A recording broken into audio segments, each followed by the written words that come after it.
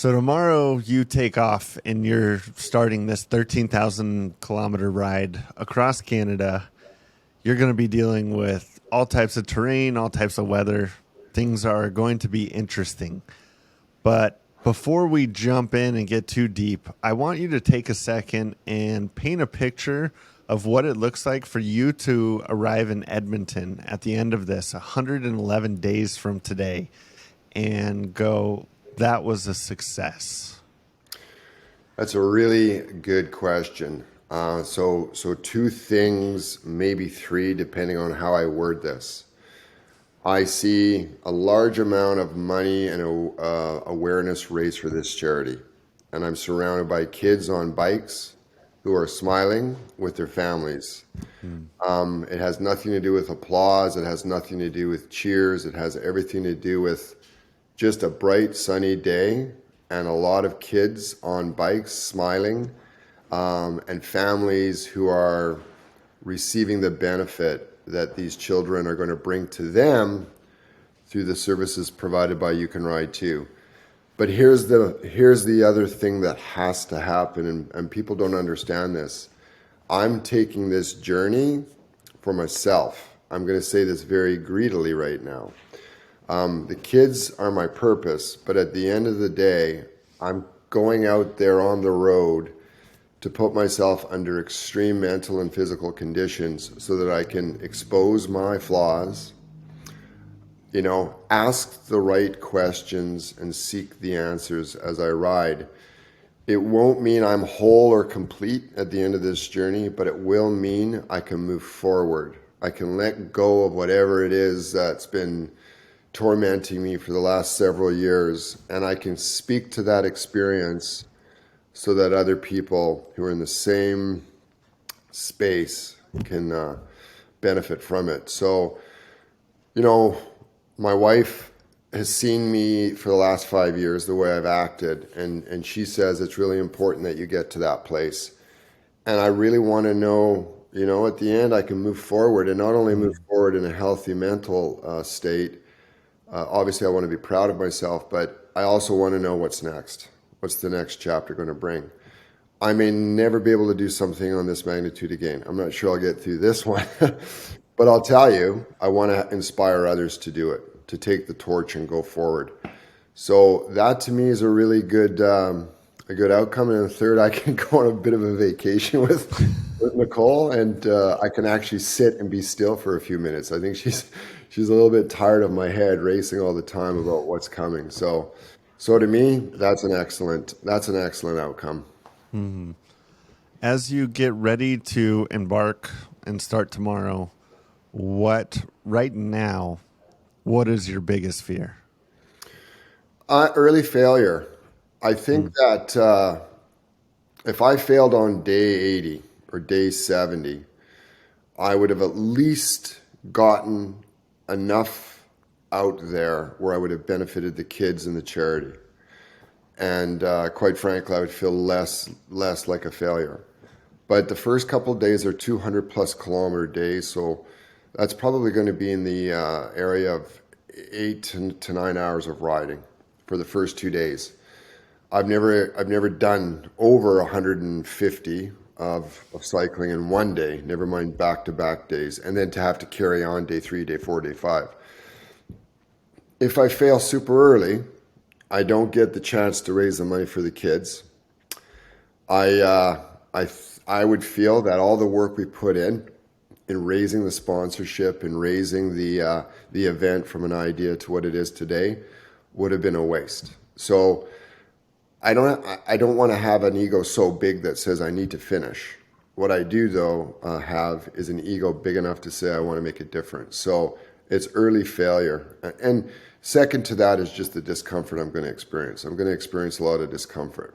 Hmm. Those are my two biggest fears, and I'm sure Nicole's fear is that I'm whining and complaining for the next 100 days. But yeah, it's early failure. It terrifies me.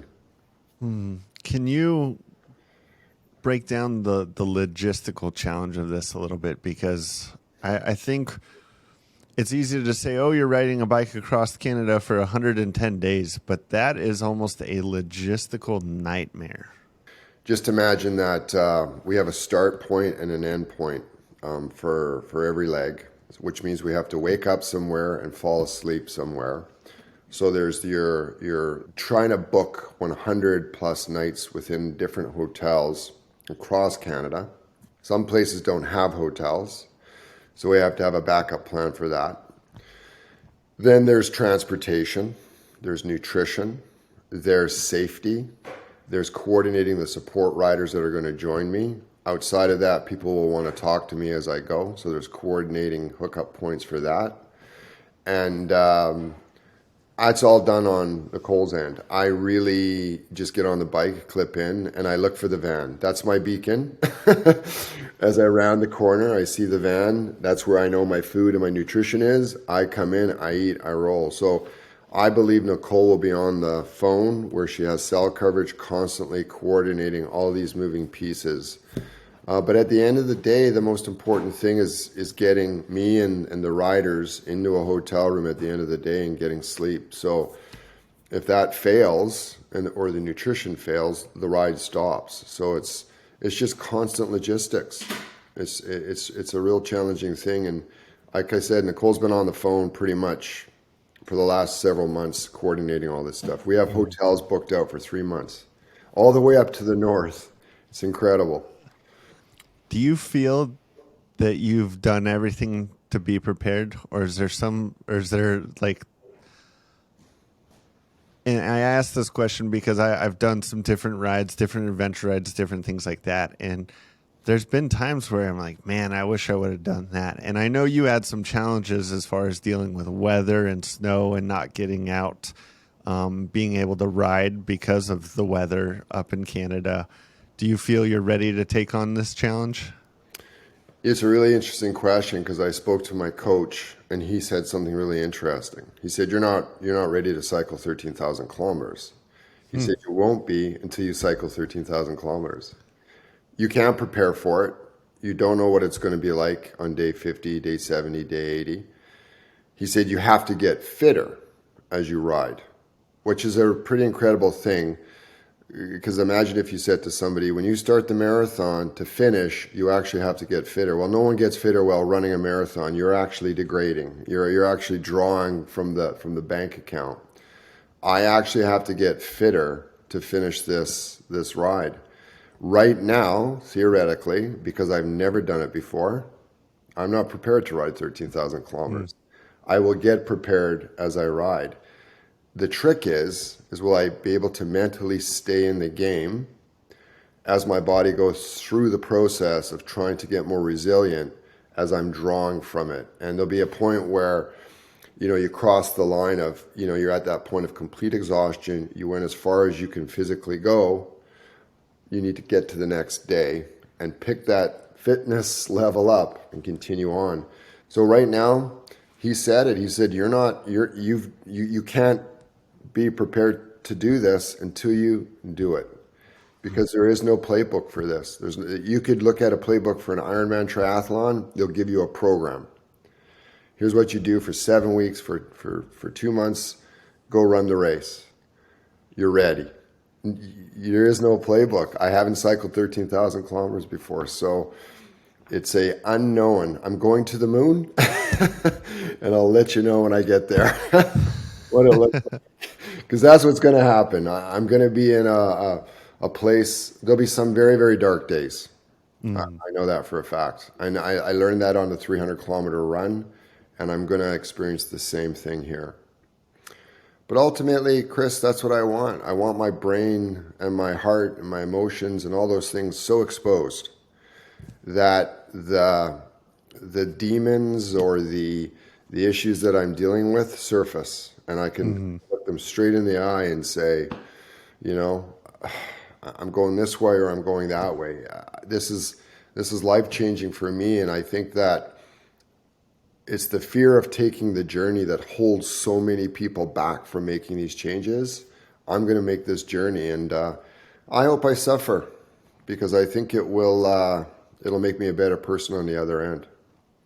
everything you've talked about so far, you're doing this more than just, yes, there's a great cause. You're raising money for charity, but you're also trying to inspire this movement. And would you talk a little bit more about that? Yeah, there's two things that I absolutely despise. I see people who are suffering silently and have no path forward, because the paths forward are often restrictive or don't make sense to them. And I also get frustrated by people who present solutions from a very lofty space. Like, I'm not going to name names, but these inspirational, motivational speakers who run ultra marathons, you make no sense to anybody that's sitting on the couch and is 200 pounds overweight. You make no sense. So I want to inspire those people that an ordinary man can try to do something extraordinary. And your extraordinary could be that first 5K, 10K. So that's the one thing I want to do. Now, that's the physical side of this transformational journey. The mental side is, we have an epidemic. And it's clear that we are a society suffering from mental illness. Suicide rates are up. Addiction rates are up. Divorce rates are up. People are suffering silently. So we all sit in our basements, and a vast majority of us never get the opportunity to find that beacon of light. So if I can be that individual who can say, look, again, an ordinary guy who wakes up every day doubting himself and feeling awkward and trying to deal with my ego and, using Instagram to prop myself up, if I can be that person to talk about those issues and take this journey, maybe somebody will hear it and go, I want some part of that. I don't know what it is, and I don't want people to think 13,000K, but I have a method that I'm going to try to share with you guys as I go, and this is my real world lab, and we'll see how it goes, but I'd love to be able to inspire that movement, that change, get away from the drugs that we're on, turn our metabolic crisis around, start to help people fight back against mental illness, show the world that we can build a community around this movement and keep it going. I love that. How can people support you right now along the journey? So the easiest way to support me and the charity is through rideforchange.ca. They can go there, read about my backstory, get some updates, and obviously donate. At the end of the day, we want to put kids on bikes and smiles on kids. The second way to follow along and probably see content that's a bit more raw, a bit more real, is the Instagram Divine Transformation. I'll be posting at the side of the road when I can in real time as some of these things happen, because I want to show the raw side of this. And I think it's going to be funny too. There'll be moments where I'm having that breakdown, but when you reflect on it, it's probably going to be humorous. So I want people to be entertained, but I also want to make it valuable. So Divine Transformation is an excellent source. And through my other collaborations, I'm collaborating with you. You'll be representing a lot of this story. I have collaborations with Unsinkable Stories, who focus on the mental side of it, who are trying to help people who are dealing with mental illness, and Impact Magazine, who are showing the story from the health and fitness aspect. So I have 3 great collaboration channels, all telling the same story through a slightly different lens. So those are the 3 ways they can tune in and get some great content. I love that. And we are so excited to go on this journey and cover what it is you're doing and help share it with the world. I would ask everyone, go follow Matt on Instagram, Divine Transformations. I'll put all these links in the show notes. It'll be down in the description below. We're going to make sure you can find the website, rideforchange.ca. That'll be down in the description. But then also just hit subscribe, turn on the notifications on our channel, on Instagram, on Matt's Instagram, because that's how you're going to stay up to date and be notified of what's going on. Because right now it's going to be constant. There's going to be a lot of information coming out, but it's not going to be scheduled. It's just going to be when it happens, because he's on a journey across Canada. We can't plan for everything. So we're going to do our best. You might even see a bear along the way. We get some wildlife shots for all your U.S. followers. We might see some interesting creatures as we go. Yeah, no, that would be awesome. I'm so looking forward to what you're about to do, and really getting to dive into the nitty gritty of you and this transformation that you're gonna make, and that others are gonna be able to witness, and that this initiative that you're really trying to start. And I want to be a part of that. We want to be a part of that, and we're excited to be on this journey. Thank you, my friend. I appreciate you. Well, let's get to work and let's do something amazing. Hey, good luck tomorrow, Matt. Thank you, sir.